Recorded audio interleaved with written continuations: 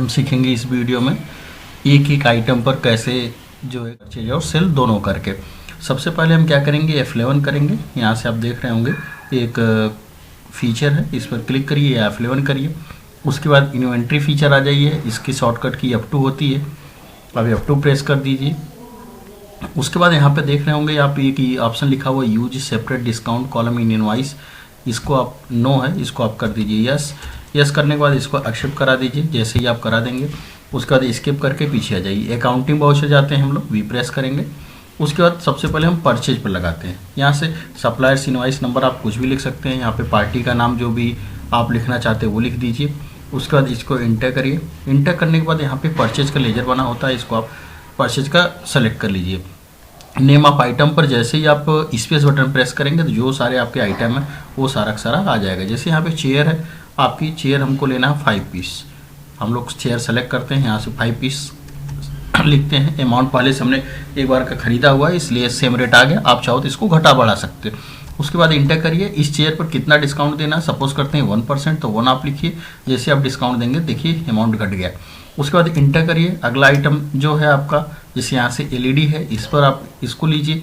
आप सपोज करते हैं हमको 4 पीस खरीदना है, तो हम इसका रेट ऑलरेडी फिक्स है, हमने पहले लिया तो इसलिए ऑटोमेटिकली आ गया। आप रेट बदल सकते हो। इसका परसेंटेज क्या है, टोटल अमाउंट देख लीजिए, इसका 8000 है। जैसे ही हम इस पर 2% डिस्काउंट देंगे तो देखेंगे अमाउंट 2% घट गया। इसी तरह से तीसरा आइटम आपका जो है, जैसे यहाँ से सपोज करते हैं हमें टेबल लेनी है। टेबल हमको 6 पीस चाहिए, हम इंटर करेंगे। अमाउंट आ गया। इस अमाउंट को आप शायद एडिट कर सकते हैं जो आपके आवश्यकता के अनुसार।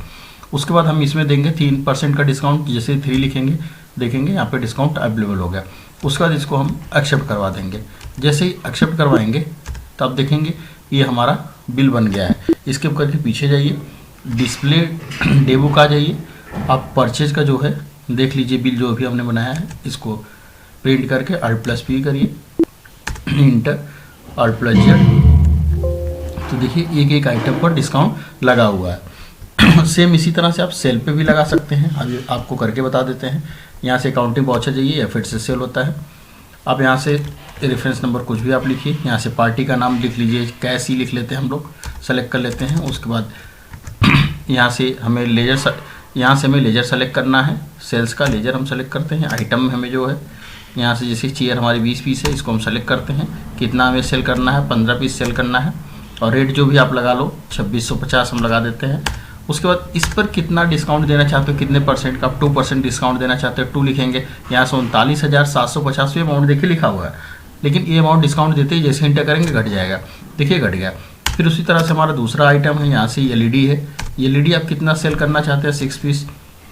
रेट इसका रहने देते हैं। इसका डिस्काउंट कितना देना आपको, सपोज करते हैं हमको इसमें 3% डिस्काउंट देना। तो जैसे 15,000 है, 15,000 का 3% घट जाएगा तो देखेंगे 14,550 पे हो गए। फिर उसी तरह से थर्ड आइटम है, जो आपका थर्ड आइटम है, यहाँ से टेबल है, मान लीजिए इसको हम बेच देते हैं 14 पीस। और इसका डिस्काउंट जितना देना है, सपोज करते हैं इस पर डिस्काउंट हमें 4 पीस या 5% का देना है।